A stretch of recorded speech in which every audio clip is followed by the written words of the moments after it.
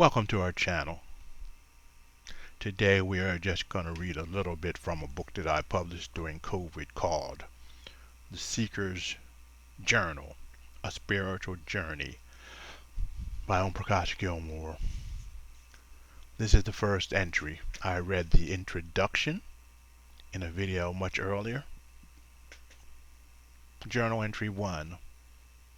I had a dream last night, more like early in the morning, that was of great interest, but difficult to explain without referring to experiences I have had in the past.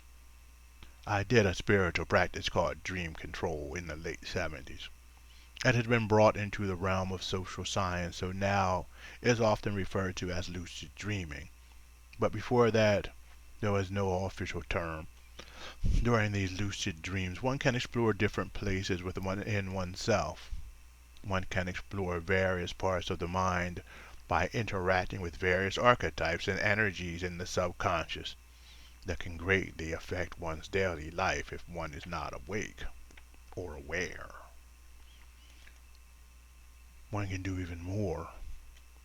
After practicing dream control for many years, one comes to understand that there is more to life and reality than what our five senses offer. There are states that can be attained through dreaming or through contemplation or imagination that can take one deep into that which is the underlying building blocks of our understanding of the universe. This is entering the fifth dimension, which is perception. And so in a dream last night, I was looking at a smartphone and got a text that said Veronica was ready. I'd heard that name before as Veronica quite some time ago when images of gods and goddesses began to force their ways into my psyche after I had been experimenting with many types of traditional prayers, fasting, studying scripture, and meditation. Veronica, I would just say Veronica to simplify, was introduced to me by one of my guides. I must say, yes, I do have spiritual guides that I have never mentioned to anyone because of my own skepticism and difficulty in believing that they exist. I've had them for more than 30 years but have felt unsafe to talk about them. These guides helped me to understand a woman who kept coming into my dreams. I would dream about great details in her life and even a horrible death she had. The feeling was visceral, as if they were memories instead of dreams. Eventually the idea came to me that this woman was a former life issue. I had been this woman. I had suffered and died. I even knew where. Veronica was a witch, not really a wise woman who was somewhat solitary. She didn't believe in the lifestyle of her people who designated duties for men and women due to their genders. She especially didn't like the idea that men were not to be leaders, healers, or spiritual advisors. When Christianity was born, and in its early stage, she embraced it. But when it slowly got taken over and used as a weapon to destroy culture, she spoke out against it and got burned at the stake.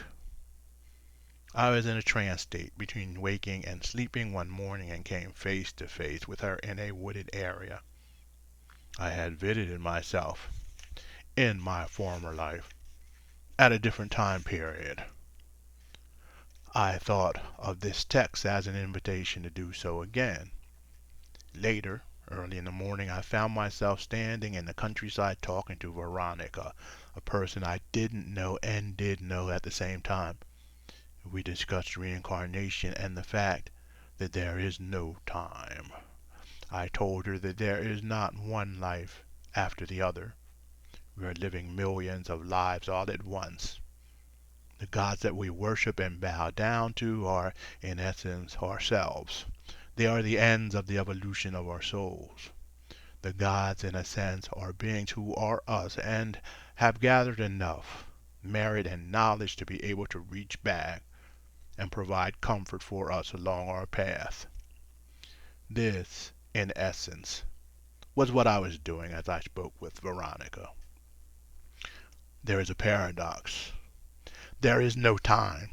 only now, yet there is a future and a past. But the future and past consists of where our awareness and perception chooses to embed itself. If we can learn to remove our perceptions from the anchor of our daily life and move it to another place, we, in turn, move to another dimension or timeline. All of these lives and experiences, our various selves, exist running along the same time. We are the awareness that aligns itself and anchors itself to one place in order to further understand the living conditions in that place.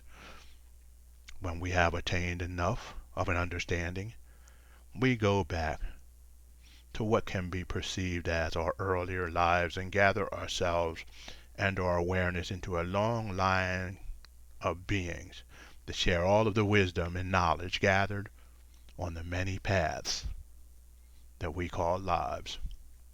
Being born and anchoring is part of the process, and direct intervention from a future higher self is another part.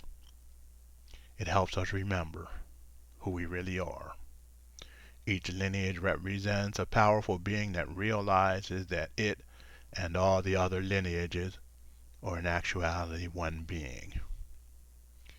This is the one being that some call the creator or god or goddess. These beings are able to live as individuals, as lineages, and as the one at the same time. And that is what they are trying to get us to do. They want all creation to be awake. This is what I have been taught by my guides and what I have passed on to Veronica. In my encounter, I was actually doing the work of comforting my own self at an earlier stage of awakening. That is the end of the first journal entry, and I have several more, almost 60 or 70. Every once in a while I'll read one or the other. If you have any questions about these readings, please leave your questions down in the description, and we'll go over it in some of the other videos that we'll be putting up soon. Thanks again for being part of this channel. We're always happy to be here with you and to let you know about the reality that lies beyond the reality. We have some links below if you want to know more about what we're doing and you want to know how to expand your understanding by breaking free of the boxes that we've been giving in this world. Just hit the links, visit our website and look at some of the links there, and you can find some messages